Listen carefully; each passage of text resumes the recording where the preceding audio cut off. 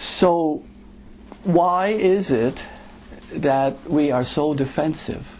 Assajola, the founder of psychosynthesis, excuse me, he said 95% of our energy is spent protecting, defending, and maintaining our self-image. And it is just an image, imagination. Imagine how much energy we could have if we learned to simply accept, forgive, and be compassionate towards ourselves. And that is really what it's all about. But why is it so painful? Why do we fight? Why do we defend? Why do we maintain? Because we believe that there is something lacking in us. We are human beings. And as humans, we believe there is a lack because we forget the being part. That which we truly are, the reality of our essence, the source, the spirit essence of you. And we believe we are just a body. And when you believe you're just a body, you live from the premise that something is lacking. In fact, if you talk to anybody, most people who are not spiritually awakened will say, I feel as if I am not good enough. I feel as if something is missing. There is something lacking. Now, when they feel something is lacking, you feel immense separation. Well, naturally. The moment you feel separation, you're going to be protective and defensive of this idea that you think you are, which is just an idea. Because the truth is love, and love is oneness. Love is totality. Love is wholeness. You know, we talk about spirituality. Spirituality is spirit. Spirit means the whole, the totality of you, the light that you are. So what happens then when we start separating? We develop many addictions. And some of the strongest addictions, I'm not talking just drugs or alcohol or being workaholic or food addiction, I'm talking about other addictions. The addiction to thinking too much. Thinking about yourself, self-concern, self-absorption. That become a very strong addiction. See?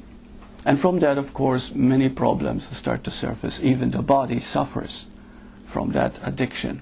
And it is an addiction. Self-absorption, self-concern is an addiction. And you can get very caught in it. So what do you do then when you feel that there's something is lacking and you're constantly protecting yourself, constantly doing that? You get into control. See, when we do not feel that there is love in us, we want it outside ourselves. We want approval, we want attention, we want this, we want that, of course. But it's never satisfying. The satisfaction comes from inner security, inner knowing of who you are. So we turn to control. Control is a substitute for love. Did you know that every pain that you suffer psychologically, emotionally, is control? What is anger? The need to control. How dare you talk to me like this? I don't like this. Oh, I want to change it. You see, control. What about anxiety and worry? The fear of losing control. What about frustration? You're probably getting it now. I'm not getting the control I need. I'm frustrated. I'm beginning to feel out of control. What is depression? When you feel you've lost control and you feel helpless and hopeless and you can't stand it and you go into a big black mood. See, the paradox is, though, that the real control is love. There is nothing more beautiful than love. Of course, it is the only truth that there is, the only reality that there is. But we confuse love with attachment. We confuse love with possessing, with owning, instead of recognizing yourself in another, the oneness, the affinity that you feel. You look at another person and you really see yourself. Today I'd like to introduce something that I've been doing it for a number of years, but it works, and it's a win-win situation, how to begin to experience love. And it's called zapping. How many of you have heard it? The word zapping. Okay. And it does work, because it's win-win. Okay? Now, first of all, I'd like to say this, that the real power, the real control is love.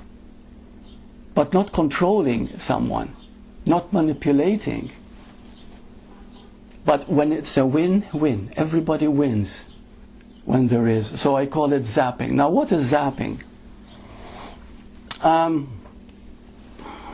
It would be wonderful if everybody was zapping everybody else. This is what zapping is.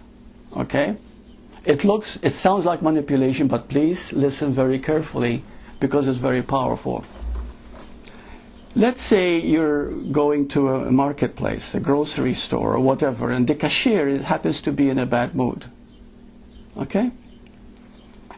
And you realize, of course, that there is some emotional pain. Maybe she's been disappointed, maybe somebody died in her family, whatever.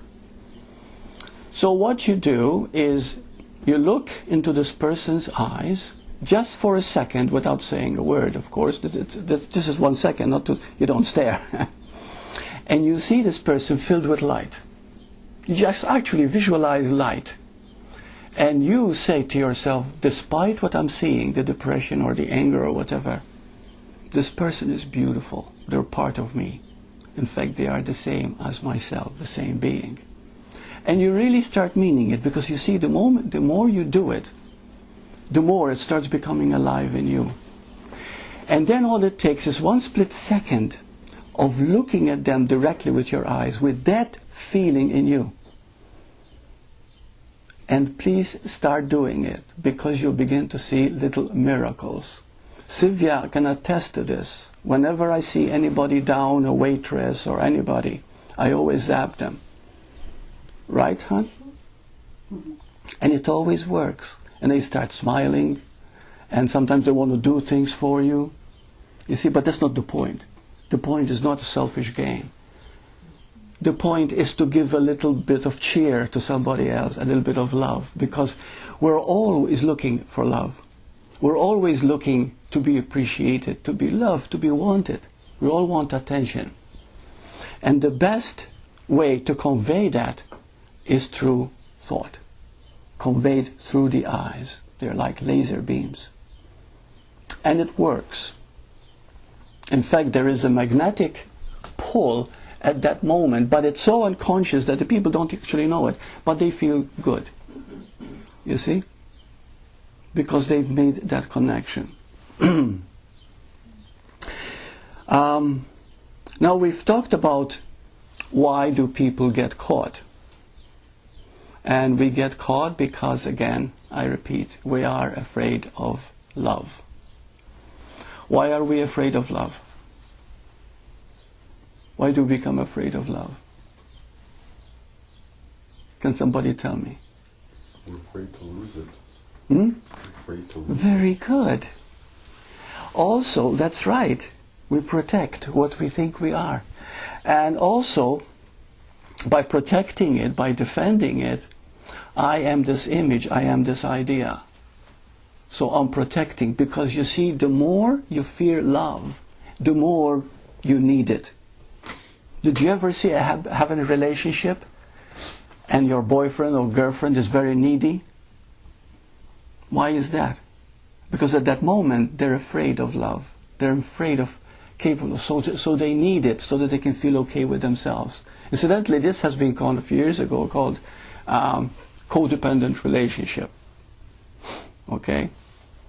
The moment you do not know that you are love, your nature is love. Why would you want it if you weren't? You see? But the reason we think we don't have it, because we don't know our true nature. And so we become very needy for it. And that need creates all the problems, all the emotional turmoil.